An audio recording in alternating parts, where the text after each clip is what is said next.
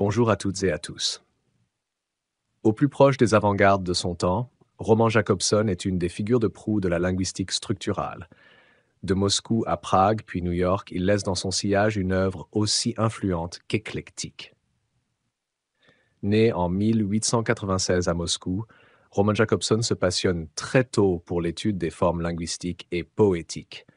Proche des poètes futuristes, il participe à la fondation du Cercle linguistique de Moscou en 1915.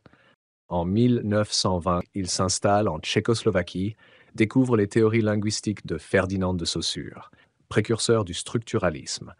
Avec Nikolai Troubetskoy, il fonde le Cercle linguistique de Prague en 1926, où ils vont donner naissance à la phonologie. En 1939, il se réfugie à Copenhague, puis s'installe aux États-Unis où, en 1942, il rencontre Claude Lévi-Strauss et lui fait découvrir la linguistique structurale. Celui-ci en adaptera les principes à l'anthropologie, initiant ainsi la vague structuraliste qui culminera dans les années 60. Roman Jakobson enseigne ensuite à l'Université de Columbia, puis à Harvard. À partir de 1957, il enseigne également au Massachusetts Institute of Technology, où ses théories marqueront de nombreux étudiants, parmi lesquels Noam Chomsky et Maurice Hall, fondateurs de la grammaire générative. Roman Jakobson laisse une œuvre aussi influente qu'éclectique, jalonnée d'une multitude d'articles dont certains sont rassemblés dans les Essais de linguistique générale.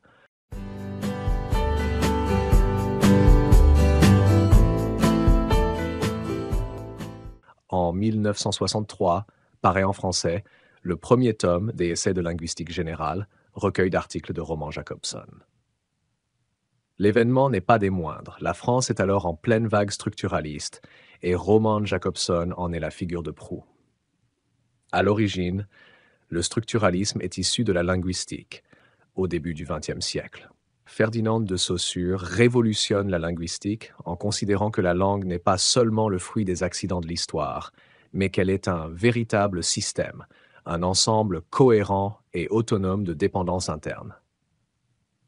Selon Saussure, la langue doit être étudiée en synchronie, sans se préoccuper de son histoire, et de façon immanente, à l'exclusion de tout facteur externe. Présenter l'œuvre de Roman Jakobson implique d'en retracer l'itinéraire, tant géographique qu'intellectuel. En 1915, il participe à la création du Cercle linguistique de Moscou et s'imprègne du formalisme russe, pour lequel prédomine l'analyse des formes du discours, indépendamment de leur histoire ou de leur auteur. Par de tout autre cheminement que ceux de Saussure, c'est également l'étude des formes immanentes qui est privilégiée.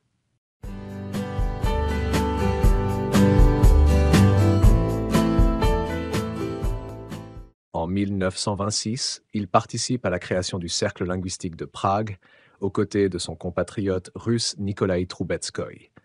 Ils vont alors donner naissance à la phonologie, étude de la fonction des sons dans une langue, en s'inspirant de l'idée de système défendue par Saussure.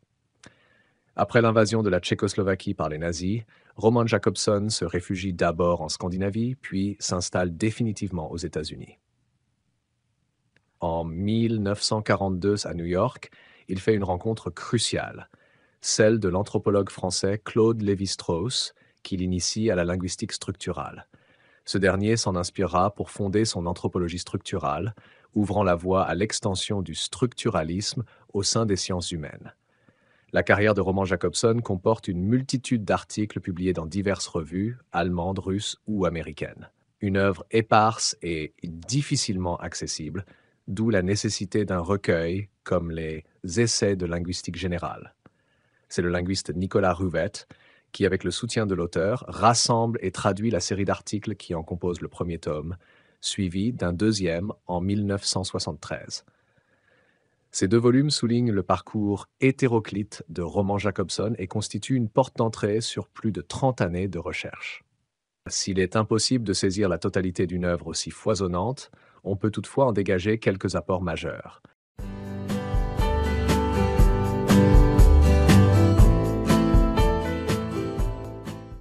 C'est au sein du Cercle linguistique de Prague, au cours des années 1920 à 1930, que Nikolai Troubetskoy et Roman Jakobson fondent la phonologie, en s'inspirant notamment des travaux de Jean Baudouin de Courtenay.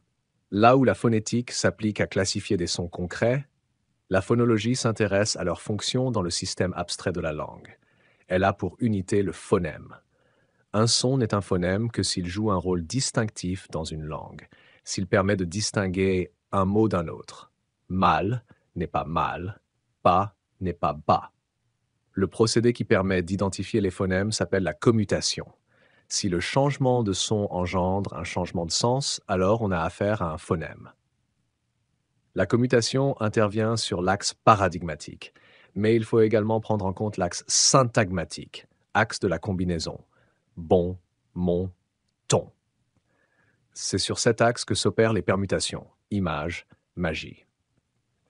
Une fois combiné aux autres sons d'un mot, un phonème peut connaître certaines transformations dues au contexte. Le mot médecin, par exemple, est souvent prononcé médecine, car les caractéristiques de certains sons déteignent sur les autres.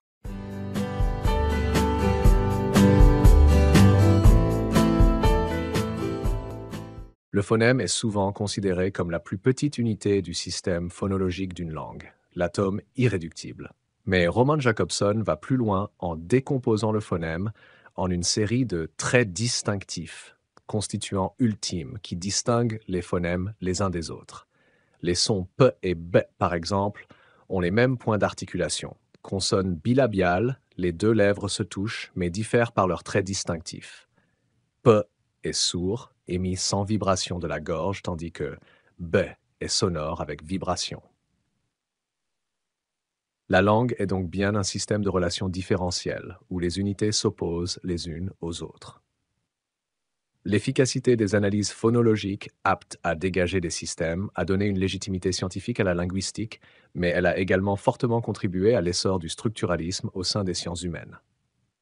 Chez Roman Jakobson, la poésie tient une place essentielle dans son approche du langage. En 1912, il adhère au mouvement futuriste russe, pour lequel la forme doit être envisagée pour elle-même. Il a alors 16 ans. Il se lie d'amitié avec les poètes Vladimir Mayakovsky, Velimir Khlebnikov, ainsi qu'avec le peintre Kazimir Malevich, et contribue à la fondation de l'Opoyaz, société littéraire consacrée à l'étude du langage poétique, à Saint-Pétersbourg en 1917.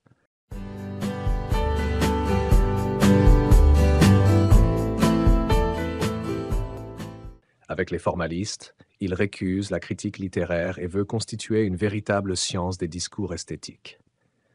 Des années plus tard, Roman Jakobson se souvient: « Je pensais de plus en plus à la structure de l'art verbal et à la question du rapport entre la poésie et la langue. À mon père, chimiste étonné de mes préoccupations, je disais qu'il s'agit de chercher les constituants ultimes du langage et de déterrer un système analogue à la classification périodique des éléments chimiques. Le pouvoir d'évocation des formes langagières, rythme distillant la lenteur ou la rapidité, sonorité cristalline ou râpeuse, l'amena à nuancer l'idée de Saussure selon laquelle le signe est arbitraire. Selon Roman Jakobson, l'objet de la poétique, c'est avant tout de répondre à la question: qu'est-ce qui fait d'un message verbal une œuvre d'art? La poétique a affaire à des problèmes de structure linguistique. De nombreux traits relèvent non seulement de la science du langage, mais de l'ensemble de la théorie des signes, autrement dit de la sémiologie ou sémiotique générale. Sa démarche influencera des auteurs comme Nicolas Ruet, Langage, musique et poésie en 1972, Tsvetan Todorov, Poétique de la prose en 1971, ou encore Gérard Genette. L'analyse de Chat de Charles Baudelaire, menée par Roman Jakobson en collaboration avec Lévi-Strauss, est souvent citée en exemple. La poétique du linguiste sera également critiquée, notamment par le courant herméneutique de Paul Ricoeur, qui privilégie l'imprégnation du texte. Comment ne pas reconnaître, écrit Umberto Eco, qu'une œuvre d'art nous demande davantage une interrogation herméneutique qu'une définition structurale? Genette, fasciné par les deux possibilités, avance l'hypothèse, par ailleurs déjà esquissée par Ricoeur, qu'elles puissent être complémentaires.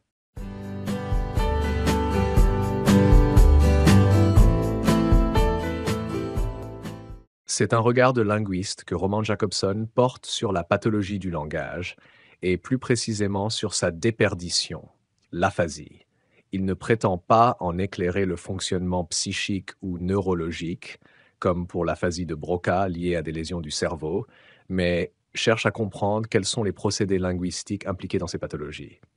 Il s'inspire en partie des travaux de John Jackson, publiés en 1915, à savoir que la diversité des formes d'aphasie peut être ramenée à deux grands types, issus d'un dysfonctionnement des deux axes mobilisés dans le langage, le paradigme et le syntagme. Parler implique la sélection de certaines entités linguistiques et leur combinaison en unités linguistiques d'un plus haut degré de complexité. Cela apparaît tout de suite au niveau lexical. Le locuteur choisit les mots, axes paradigmatiques, et les combine en phrases, axes syntagmatiques. Le premier type d'aphasie est lié à une altération des relations paradigmatiques. Choix des mots et des sons. Le patient intervertit un son et un autre. Chameau pour chapeau, par exemple. Le second type d'aphasie relève d'un dérèglement des relations syntagmatiques. Combinaison entre les mots ou les sons. Le patient permute des syllabes ou des bouts de phrases. Les règles syntaxiques qui organisent les mots en unités plus hautes sont perdues. Cette perte, appelée agrammatisme, aboutit à dégrader la phrase en un simple tas de mots. Ces deux types d'aphasie sont associés, selon Roman Jakobson, à deux figures de rhétorique. La métaphore, comparaison implicite, par exemple un océan de verdure pour une forêt, et la métonymie, substitution avec un élément contigu, par exemple boire un verre alors que l'on boit son contenu. La métaphore devient impossible dans le trouble de la similarité, paradigme, et la métonymie dans le trouble de la contiguïté, syntagme.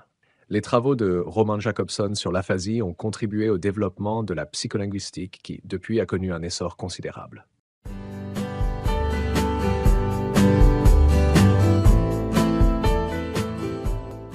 Le célèbre schéma de la communication de Roman Jakobson lui a été en partie inspiré d'un côté par les travaux des mathématiciens Claude Shannon et Warren Weaver sur la théorie de l'information, de l'autre par les recherches du psychologue Carl Bühler. Ce schéma comporte 6 pôles. Un émetteur transmet un message à un récepteur par le biais d'un canal visuel auditif, en utilisant un code pictural, linguistique, le tout dans un contexte donné. À ces 6 pôles sont associées, respectivement, 6 fonctions du langage. La fonction expressive manifeste la présence de l'émetteur, la fonction poétique porte sur l'esthétique du message, la fonction conative vise à impliquer le récepteur, parce que vous le valez bien. La fonction fatigue assure le contact entre émetteur et récepteur, comme le « allô » dit au téléphone. La fonction métalinguistique concerne le code cadeau, prend un X au pluriel. Et enfin, la fonction référentielle renvoie au contenu informatif du message. C'est dans l'article « Linguistique et poétique » que Roman Jakobson présente son schéma. Parmi toutes les fonctions du langage, il cherchait tout particulièrement à saisir les spécificités de la fonction poétique, passion sous-jacente à l'ensemble de son œuvre. Ce schéma a fait et fait encore référence, en dépit des critiques. On lui a reproché une conception trop mécanique, ne prenant pas en compte la complexité des échanges, ni la subtilité des processus d'interprétation. L'école de Palo Alto, célèbre pour ses travaux sur la communication interpersonnelle, déplorait la linéarité du schéma, reliant un point A à un point B, à la manière d'un télégraphe. Elle lui a opposé le modèle de l'orchestre, où les protagonistes contribuent conjointement à l'élaboration de l'échange. Quoi qu'il en soit, le schéma de Roman Jakobson constitue un jalon incontournable dans l'histoire des théories de la communication.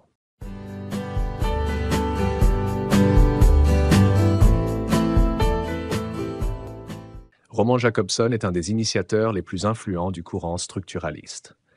Toutefois, malgré l'impression d'unité que peut donner le terme englobant de structuralisme, ce mouvement est loin d'être uniforme, et le parcours intellectuel de Roman Jakobson lui-même en témoigne. Ce dernier, alors que Saussure évacuait l'histoire des langues, propose d'étudier ce qu'il appelle la synchronie dynamique, les tensions internes d'une langue prise à un moment donné, synchronie susceptible d'engendrer des évolutions, diachronie au sein du système. De la même manière, tandis que l'orthodoxie de la linguistique structurale exige une approche purement immanente, sans référence à la parole singulière ni au contexte, Roman Jakobson outrepasse ces limitations, notamment dans le cas de sa réflexion sur les embrayeurs. Le terme d'embrayeur, emprunté à Otto Jespersen, shifter en anglais, désigne l'ensemble des unités de la langue qui renvoient à la situation d'énonciation. les pronoms personnels de la première et deuxième personne, je et tu, renvoient aux protagonistes de l'échange verbal, les démonstratifs qui peuvent faire référence à un objet présent dans le contexte, comme ce chien, ou encore certains adverbes de lieu, ici, là-bas. Ce faisant, Roman Jakobson se rapproche davantage de la linguistique énonciative que de la linguistique structurale proprement dite. Enfin, là où chez le linguiste Louis Gelmslev, autre grande figure du structuralisme hérité de Saussure, l'étude de la langue implique une forme totalement abstraite, à l'exclusion de toute matérialité, Roman Jakobson s'intéresse à la substance même des sons, notamment concernant le pouvoir d'évocation poétique. En cela, sa démarche relèverait d'un structuralisme phénoménologique.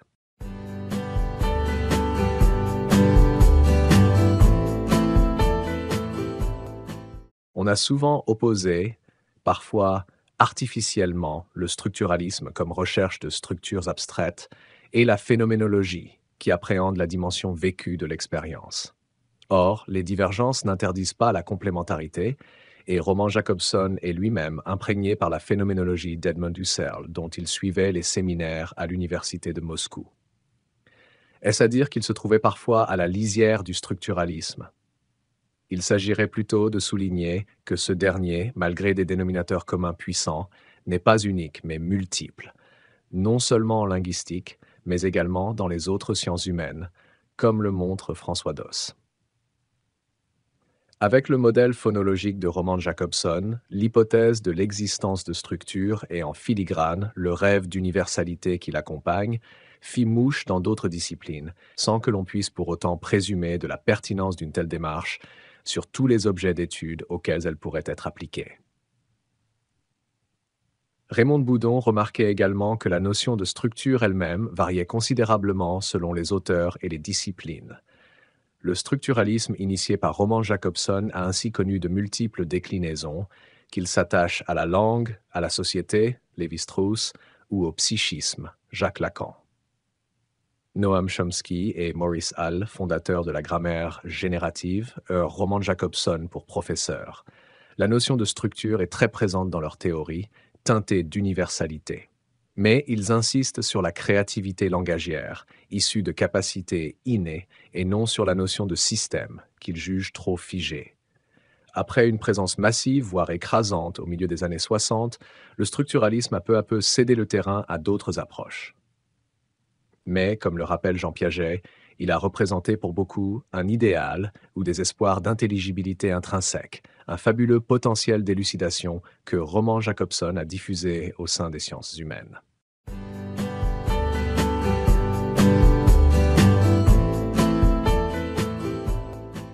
À l'instar de Jean-Claude Milner dans le périple structural, figure et paradigme, beaucoup s'accordent à reconnaître le binarisme comme fil conducteur de la mosaïque que constituent les travaux de Roman Jakobson. En effet, de nombreux pans de son œuvre, à commencer par la phonologie, sont marqués par un principe d'opposition binaire, en partie hérité de Ferdinand de Saussure. Langue, parole, signifiant, signifié. L'opposition binaire, préexistant à toute analyse, constituera une des matrices de l'analyse structurale, notamment chez Claude Lévi-Strauss dans Le cru et le cuit. Mais quelle est, au fond, la légitimité d'une telle bipartition? Dans La structure absente, Umberto Eco estime que l'on peut tout aussi bien ne pas admettre l'hypothèse, qui est déjà philosophique, de Jakobson, selon laquelle tout l'univers de la communication serait régi par un principe dichotomique, et reconnaître toutefois que la grille binaire se révèle très efficace pour parler de tous les systèmes de communication et pour les réduire à des structures homologues. Chez le sémioticien américain Charles Sanders Peirce, c'est un principe de classification ternaire qui traverse l'ensemble de sa théorie, signifiant, signifié, référent, indice, icône, symbole. On peut donc se demander si les principes de classification, qu'ils soient binaires ou ternaires, reflètent la structuration réelle de l'objet étudié, ou s'ils relèvent davantage d'une intuition méthodologique du chercheur, voire d'un imaginaire scientifique.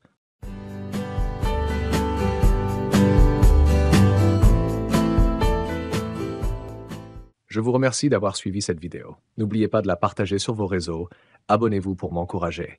Merci encore et à la prochaine vidéo.